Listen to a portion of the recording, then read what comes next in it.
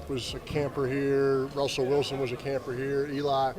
But, of course, the college players that go in the NFL. But, we're equally as proud as the high school kids that come here that go on to college and get into business and just say they learned some things here at the Manning Passing Academy about life skills and business, right? So, look, we're proud ambassadors of high school football. We defend it, we protect it, and this is a great way. Look, it's hot here in Thibodaux. You don't hear one complaint from one kid from California or from Massachusetts, right? They come down here, they love football, they love to work, and so that's what we're proud of, trying to grow the game of football, trying to grow it, the high school game, and that's probably the best part about it. Yep. Peyton, on the sense of... Hey, let's slide. Eli, you're talking too loud. You guys slide that way. Okay, all right. I got an Arch question for you. Going into his first year as a true starter at Texas, what's the hope for him this year? Oh, yeah, I'm probably the wrong guy to ask, about that, about predictions and whatnot. I pull for him. I try to be there as a resource for him. I know he's getting coached real hard, and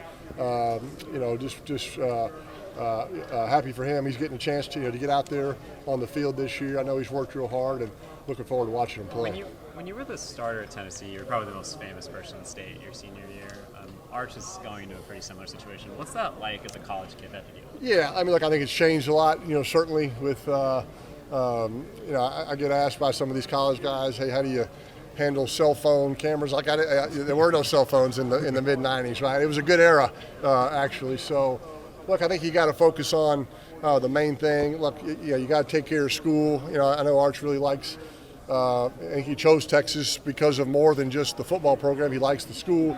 He's got good friends on the team, off the team. His younger brother, Hyde, is there. And so I had a great experience at Tennessee. That's why I stayed for my senior year. I really enjoyed the college experience. And so, but, obviously they're working extremely hard in the summer. And so you feel like between school and between your workouts, there's not a lot of time to think about, too much more. And so I think that's what he's kind of focused on, it seems like. And I know he's looking forward to, September getting here. The camp now approaching 30 years now. It's generational, truly, all the way from you, now Arch, and then of course you've seen guys go from attendees to counselors and now playing in the NFL, playing for rings. What's that feeling like knowing it's for the quarterbacks of the world? It's generational come play here. Yeah, look, it's, a lot of things, events or golf tournaments or whatever it may be, they kind of run their course, right? The fact that we're still going at 29 years, I think have a record number of campers this year at 1,400 plus, and the fact that the college players still come, there's no doubt the college game has changed with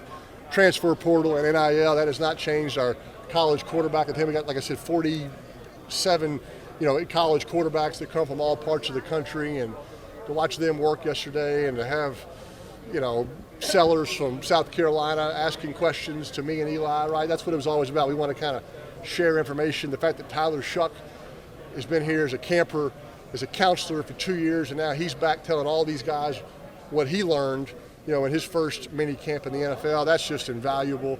And so, yeah, and it's fun to see guys that have, I played with, and their sons are here at the camp, and it's amazing how many, people have been through here. So we're proud of that, and proud of the people that have been through it as workers, as counselors, as campers. It's been pretty cool. And Peyton, the quarterback position is one that physical tools can dominate, but what are some things that intangibly you try to instill in some of these young athletes and quarterbacks? Yeah, obviously, look, as a quarterback, you're kind of naturally in a leadership position. So, kind of how your voice inflection at the line of scrimmage, how you call the snap count, and,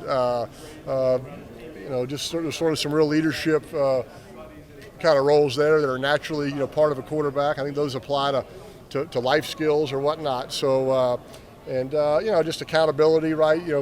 Football. We have meetings staff meetings. We have Q&A sessions that start at 8 o'clock. Like let's be there on time at 7:55, right? So I think you just learn some good life skills at a good football camp, and it just helps you down the road.